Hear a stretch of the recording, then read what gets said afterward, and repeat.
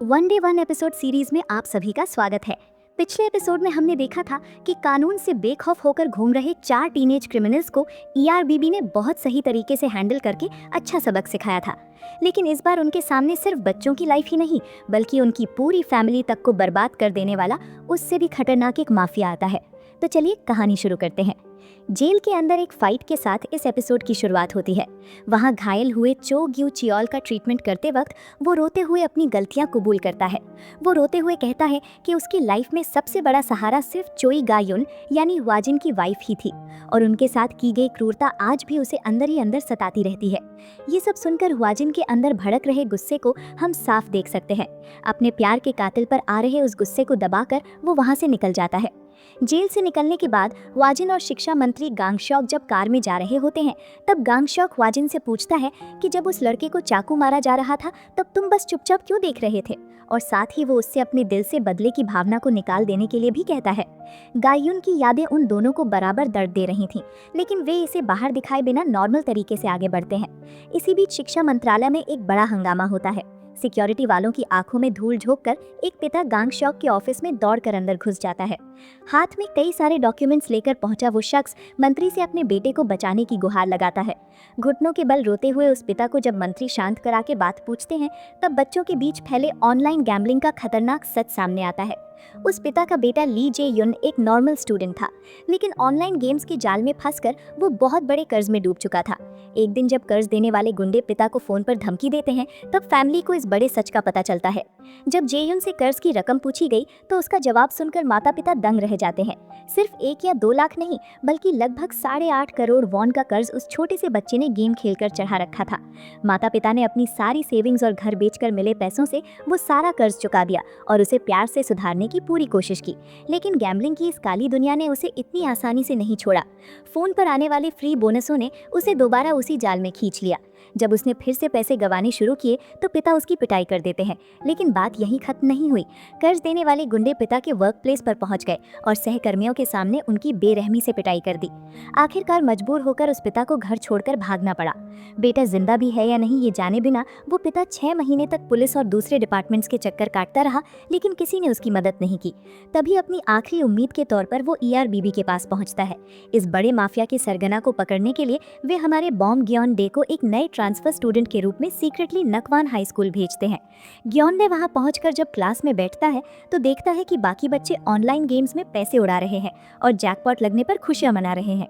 Phone पर 1 million von का jackpot लगने की बात क्लास में सुंगबिन जब अपने दोस्तों को बता रहा होता है तो ग्योन डे का ध्यान उस पर जाता है। लंच करने जाते वक्त साथ आए ग्योंडे से सुंगबिन कहता है कि ये बस एक नॉर्मल गेम है और बिना अपनी जेब से पैसे लगाए कोई भी इसे खेल सकता है। वो अपना रेफरल कोड सुंगबिन 99 यूज करने पर 50,000 वॉन का बोनस मिलने की बात कहकर ग्योंडे का अकाउंट बनवा देता है। इसके बाद ग्योंडे ऑड एंड इवन नाम का गेम खेलना शुरू करता है और जीतने लगता है। दरअसल नए बच्चों को इस जाल में फंसाने के लिए वो माफिया सुंगबिन जैसे बच्चों का ही इस्तेमाल करता है, जिन्हें वो रिक्रूटर्स कहते हैं। पहले ये आसानी से पैसे कमाने का लालच देकर बच्चों का ध्यान खींचते हैं और अगर कोई खेलने को तैयार न हो तो उसे ग्रुप से बिल्कुल अलग थलग कर देते हैं। इस पूरे गैंग को पकड़ने के लिए ईआरबीबी एक परफेक्ट प्लान तैयार करता है। सिर्फ मिडिल स्कूल मैथमेटिक्स का यूज करके इसमें आसानी से जीता जा सकता है, ये बात वाजिन से कहने वाला ग्योंडे जानबूझकर पूरी रात खेलकर 1 मिलियन वॉन हार जाता है। अगली सुबह जब वो सुंगबिन को बताता है कि वो भारी कर्ज में डूब चुका है तो सुंगबिन उसे कर्ज देने वाले एक मनी लेंडर से मिलवाता है। कर्ज देने से पहले वो मनी लेंडर गारंटी के तौर पर ग्योंडे के पेरेंट्स का फोन नंबर मांगता है। उसके मांगते ही ग्योंडे अपने फेक गार्जियन यानी हानरिम का नंबर उसे दे देता है। इसके बाद 20% कमीशन काटकर मनी लेंडर ग्योंडे को 8 लाख वॉन भेज देता है। इसका इंटरेस्ट हर दिन 3% के हिसाब से कंपाउंड इंटरेस्ट बनकर बढ़ता ही जाएगा। वे जानते थे कि कुछ ही दिनों में ये रकम एक बहुत बड़े कर्ज का बोझ बन जाएगी। इसके बाद वो मनी लेंडर ग्योंडे की मां को कॉल करता है और धमकी देता है कि उसने बहुत बड़ा कर्ज ले रखा है और इसे तुरंत चुकाना होगा। लेकिन फोन उठाने वाली ग्योंडे की मां नहीं बल्कि इंस्पेक्टर हानरिम थी। हानरिम ये कहकर फोन काट देती हैं कि चाहे तुम बेटे को मार ही क्यों न डालो, मैं 1 पैसा नहीं दूंगी। इससे जब मनी लेंडर्स को समझ आ जाता है कि पेरेंट्स से पैसे नहीं मिलने वाले तो वे ग्योंडे को किडनैप करके अपने अड्डे पर उससे काम करवाकर कर्ज वसूलने का फैसला करते हैं और उसे पकड़ने के लिए अपने आदमी भेजते हैं। जब ग्योंडे स्कूल के सामने उनके इंतजार कर रहा होता है तब ईआरबीबी वैन में बैठी हानरिम उस पर लगातार नजर रखे हुए थी। लेकिन इसी बीच स्कूल के पास की एक दुकान से सामान खरीदते वक्त हानरिम का ध्यान थोड़ा भटक जाता है।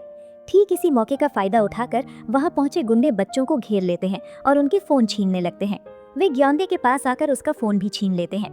ग्योंदे अपना फिंगरप्रिंट काम नहीं कर रहा बोलकर टाइम पास करने की कोशिश करता है, लेकिन वे जबरदस्ती उसका फोन छीनकर उसे खींचते हुए वैन में डाल देते हैं और वो वैन तुरंत वहां से तेजी से निकल जाती है। अपनी एक छोटी सी लापरवाही की वजह से ग्योंदे किडनैप हो गया ये जानकर हानरिम बुरी तरह घबरा जाती है। तब हुआजिन उसे शांत कराता है और हिम्मत देते हुए कहता है कि तुम एक सोल्जर हो और अपनी गलतियों को सुधारना जानती हो, इसलिए अभी हार मत मानो। वे तुरंत सीसीटीवी फुटेज और वैन की नंबर प्लेट चेक करके उनका पीछा करना शुरू कर देते हैं। इस दौरान वैन के अंदर गुंडों का लीडर ग्योंदे पर गन तानकर उसे डराता है और धमकी देता है कि अगर जैसा कहा वैसा नहीं किया तो जान से मार देगा। इस तरह वे ग्योंदे को अपने सीक्रेट ठिकाने पर ले जाते हैं। वहाँ एक बड़े से कमरे में किडनैप किए गए कई सारे बच्चों से जबरदस्ती काम करवाया जा रहा था। बच्चों को मोबाइल नंबर्स की एक लंबी लिस्ट देकर उन पर इलीगल गैम्बलिंग मैसेज भिजवाना ही उनका मेन काम था। वहाँ मौजूद सुपरवाइजर ग्योंदे को एक कंप्यूटर के सामने बिठा देता है। उसके ठीक पास बैठा लड़का कोई और नहीं बल्कि पिछले एपिसोड में देखा गया था ली जे-युन ही। जे-युन धीरे से ग्योंदे से बात करने की कोशिश करता है और फुसफुसाकर बताता है कि यहाँ हर तरफ कैमरे नजर रखे हुए हैं, लेकिन ये देखते ही सुपरवाइजर उन दोनों की बहुत बेरहमी से पिटाई कर देता है। इसी बीच उस गैम्बलिंग साइट का कंबोडियन सर्वर डाउन हो जाता है। हैवी ट्रैफिक की वजह से सर्वर हैंग होने पर गुंडों का लीडर बुरी तरह भड़क जाता है। इसे एक मौके की तरह देखते हुए ग्योंदे लीडर से कहता है कि उसे कंप्यूटर की अच्छी नॉलेज है और वो सर्वर के रिवर्स प्रॉक्सी का एरर ठीक करके प्रॉब्लम सॉल्व कर सकता है। काम सही नहीं हुआ तो तेरी आंखें फोड़ दूंगा, ऐसी धमकी देकर लीडर उसे सर्वर रूम में ले जाता है। वहाँ वो बहुत ही एक्सपर्ट तरीके से सर्वर की प्रॉब्लम फिक्स कर देता है, लेकिन इसी दौरान वो सीक्रेटली उस गैम्बलिंग साइट के वीआईपी बैनर की लाइट ब्लिंक होने के तरीके में कुछ चेंज कर देता है। अपनी लोकेशन को मोर्स कोड में बदलकर उस लाइट के ब्लिंक होने के जरिए बाहर तक पहुंचाना ही उसका असली मकसद था। इसके बाद वो वहां सोने का नाटक करने लगता है, जिससे गुंडे उसे दूसरे कमरे में शिफ्ट करने का फैसला करते हैं। इसी दौरान ईआरबीबी हेडक्वार्टर में हुआजिन और हानरिम ग्योंदे को ढूंढने की पूरी कोशिश कर रहे होते हैं। साइबर एक्सपर्ट्स की मदद से जब वे उस गैम्बलिंग वेबसाइट को मॉनिटर कर रहे होते हैं, तभी हुआजिन की नजर उस वीआईपी बैनर पर पड़ती है जो नॉर्मल से धीमी स्पीड में ब्लिंक हो रहा था। ध्यान से देखने पर हुआजिन समझ जाता है कि ये असल में एक मोर्स कोड है। उस ब्लिंक होती लाइट से वे एक लोकेशन डिकोड कर लेते हैं। वो लोकेशन मुसांगोल मानसिन एगी नाम के एक शामन मंदिर की तरफ इशारा कर रही थी। वे बिना कोई वक्त गवाए तुरंत वहां पहुंच जाते हैं। बाहर से भले ही वो एक वीरान और नॉर्मल मंदिर लग रहा था, लेकिन हुआजिन अंदाजा लगा लेता है कि उनका अड्डा यहीं कहीं छुपा हुआ है और आखिरकार वे उस ठिकाने का सीक्रेट गेट ढूंढ निकालते हैं। अंदर घुसते ही कुछ गुंडे उन्हें रोकने की कोशिश करते हैं। एक लड़की समझकर वे हानरिम का मजाक उड़ाने की कोशिश करते हैं, लेकिन हानरिम अपने बाल बांधकर सीधे उन पर टूट पड़ती है। अपने जबरदस्त मार्शल आर्ट मूव से वे एक एक करके सबको धूल चटा देती है। हुआजिन उसे शांत करने की कोशिश करता है, लेकिन अपनी लापरवाही की वजह से ग्योंदे को हुए खतरे का गिल्ट हानरिम को और भी ज्यादा आक्रामक बना देता है। वहां मौजूद बाकी गुंडों को भी पीट पीट कर ढेर करने के बाद वे उस कमरे में पहुंचते हैं जहां ग्योंदे को रखा गया था और उसकी रस्सियां खोल देते हैं। उसे बिल्कुल सेफ देखकर ही हानरिम की जान में जान आती है। ग्योंदे उन्हें बताता है कि ऊपर वाले फ्लोर पर इस पूरे गैंग का एक बड़ा बॉस मौजूद है। ये सुनकर हानरिम और ग्योंदे को सेफ जगह पर रोकते हुए हुआजिन उस बड़े विलन का सामना करने अकेले आगे बढ़ता है। हुआजिन एक बड़े और बेहद आलीशान कमरे के अंदर कदम रखता है। वहीं गैंग लीडर और उसका राइट हैंड बॉडीगार्ड बैठे हुए थे। अचानक बॉडीगार्ड हुआजिन पर अटैक करने आगे बढ़ता है, लेकिन हुआजिन अपने हाथ में पकड़ी छड़ी से उसे एक ही वार में जमीन पर गिरा देता है। ये देखकर घबराया गैंग लीडर खिड़की से बाहर कूदकर भागने की कोशिश करता है, लेकिन हुआजिन उसके सामने आकर रास्ता रोक लेता है। हुआजिन को अपने सामने खड़ा देखकर विलेन अपनी जान की भीख मांगने लगता है, लेकिन हुआजिन उससे एक गेम खेलने के लिए कहता है। क्या तुमने स्क्विड गेम देखा है? चलो हम रॉक पेपर सिजर्स खेलते हैं। हुआजिन कहता है कि अगर तू जीता तो मैं तुझे छोड़ दूंगा, लेकिन अगर हारा तो मेरे हाथों से जोरदार मार पड़ेगी। लेकिन लड़ाई के दौरान उसके एक हाथ में पहले से चोट लगी हुई थी और दूसरे हाथ को हुआजिन ने अपने पैर के नीचे दबा रखा था। विलेन डरते डरते गेम शुरू तो करता है, लेकिन हर बार हुआजिन उसे हराकर बेरहमी से पीटता है।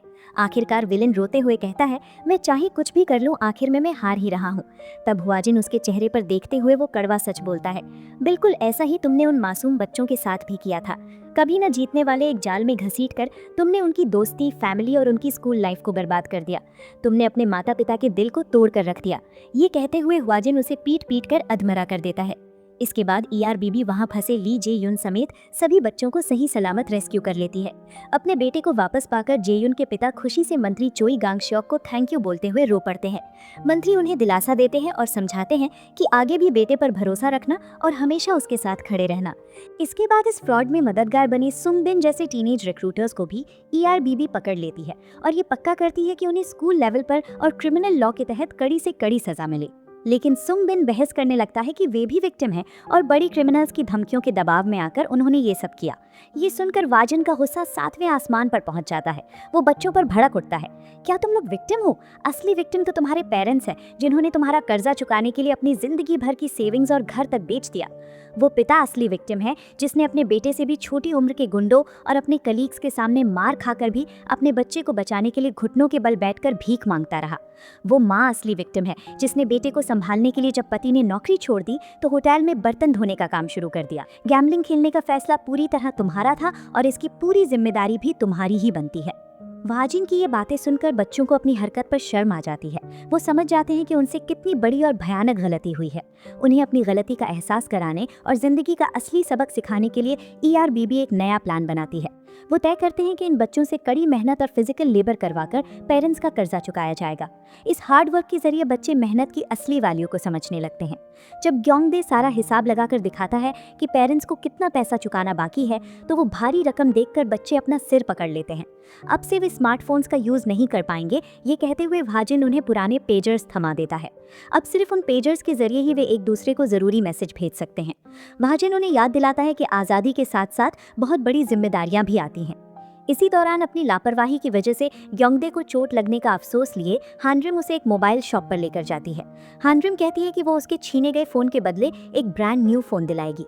ग्योंगडे एक नया स्मार्टफोन पसंद कर रहा होता है, लेकिन हानरिम उसे सिर्फ एक पुराना फ्लिप फोन ही खरीद कर देती है। इससे दोनों के बीच एक फनी बहस शुरू हो जाती है, जहां ग्योंगडे हानरिम से बहस करता है कि उसकी आंखें कोई छोटी नहीं है। हानरिम कहती है कि वो हमेशा ग्योंगडे के साथ रहेगी और काम के दौरान उसकी पूरी हिफाजत करेगी।